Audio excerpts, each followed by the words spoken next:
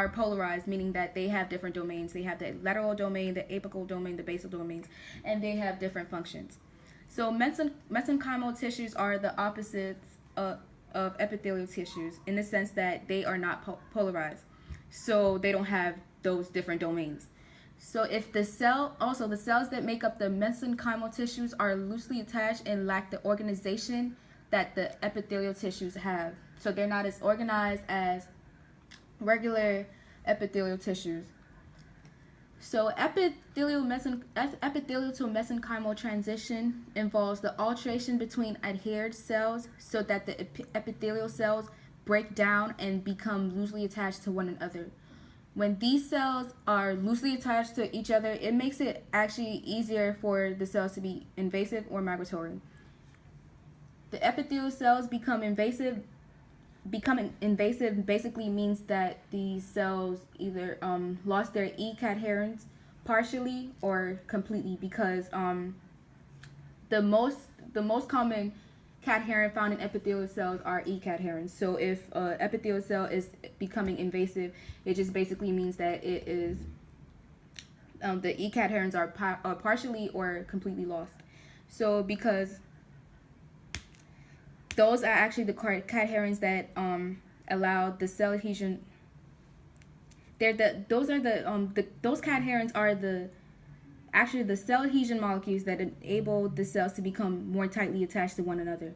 So since it's already established that cancerous cells spread by migration and invasion to nearby normal tissues, epithelial to mesenchymal transition causes these said cells to become more prone to cancerous cells. So this epithelial to mesenchymal transition, it disrupts the cell junctions because they become loosely attached. So the cell junctions are not as functional as they were before, and then in this process you gain mesenchymal molecules such as N cadherins and fibronectin.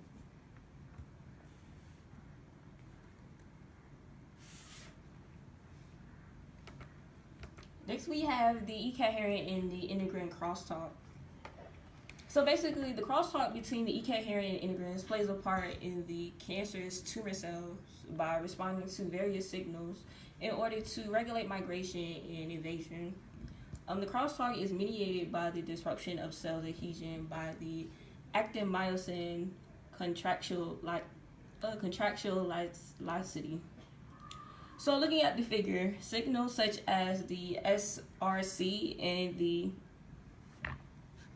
focal adhesion kinase, integrin link kinase, and the small GTPases play a role in invasion, migration, and metastasis of tumor cells in the crosstalk. So the signal between SRC and rho GTPases are pretty much connected. For example, SRC is able to inactivate rho A integrin activation, whereas GTPases family can regulate the intercellular targeting of the SRC. As you can see here, that these are the downstream signal networks for the integrin. As you can see, it's transcription, actin remodeling, and so on. These signals can alter the balance between the adherent stability to non-migratory characteristics, or to adherent junction remodeling, which can lead to migration and invasion of epithelial cells. So now we're going to briefly talk about dominant negative mutations. Previously, we had learned that there are different levels at which the expression of a gene can be regulated. So we have the genome level, we have transcriptional level, we have the post-transcriptional level, translational level, and the post. So RNA interference involves the regulation of gene expression at the post-transcriptional level, so after transcription occurs. So the short interfering RNA, also known as siRNA, help in the silencing of a particular gene at the post-transcriptional level. They do this by breaking down the transcribed mRNA, because we know that mRNA is produced in transcription. So, and they do this so as to silence the expression of that gene. So this happens because the RNA fragments bind to specific proteins that cause degradation of mRNA. So when you silence it, when you say you silence a gene, you're basically saying that you're not allowing a gene to be expressed. Another function of siRNA is to prevent mutation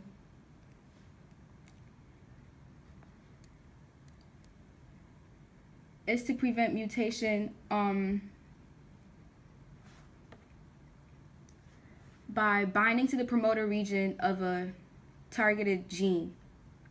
So in an experiment to understand how cell adhesion affected siRNA efficiency, it was noticed that siRNA function improved with increased adherence. So you could see that siRNA, the silencing of a gene was more prominent when the cells were more attached to each other. The adherence of cells were more was increased.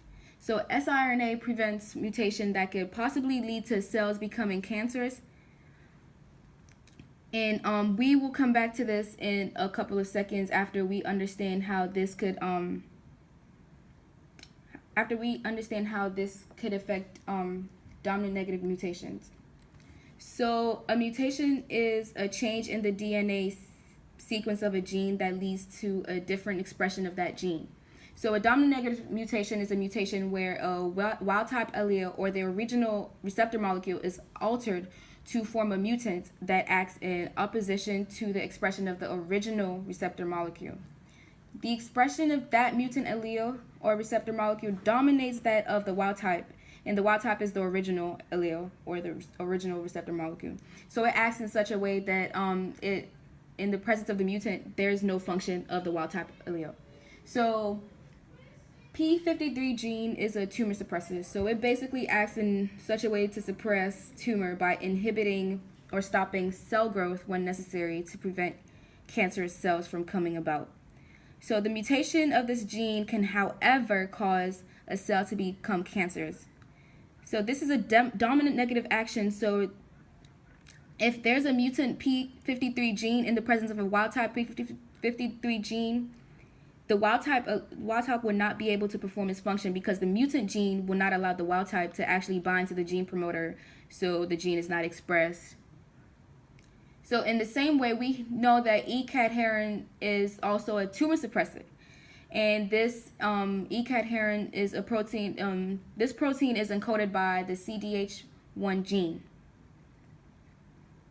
So in a situation where there's a dominant negative mutation on this gene, the actual function of cadherin will cease to occur, and these cells will cease to adhere to each other as tightly as they are meant to be. So if you add a dominant negative mutation occurs in a E-cadherin protein, it could cause the E-cadherin to lose its function, and if it loses its function, the E-cadherin will not be expressed, and if it's not expressed, we know the E-cadherins help in the attachment of cells, so they could become closer together, so they could become less invasive and migratory, so we could so the cells could not be prone to becoming cancerous, to be allow cancerous cells to come with them. So if that happens, E-cadherins will not work, and the cells will actually become more prone to becoming more invasive, and cancer could be spread in that cell. So going back to understanding how DNA dominant negative mutation works, actually has a role on the siRNA on cancer. So we just saw that previously in the case of dominant negative mutation, we just saw the previous case of the dominant negative mutations. So if siRNA prevent mutations, as in the case of the P53 gene and the E-cadherin protein, which codes for the for a specific gene, which we said was CDH1, siRNA will prevent those mutations, and such that the E-cadherins are actually able to perform their functions as tumor suppressors. And when they do this, it would prevent the invasion of nearby tissues by cancerous cells. because the E cadherins would allow the adjoining of cells to attach to each other more tightly. So with this, we are able to conclude our video. We were able to see how cells adhere to each other, the different cell adhesion molecules, with giving more importance to the integrins and the cadherins. We understood how dominant negative mutations could affect cadherins. These cell adhesion molecules, with the example of most examples giving in the case of E cadherin, which is a tumor suppressive gene, and we also saw how these what role these cell adhesion molecules played in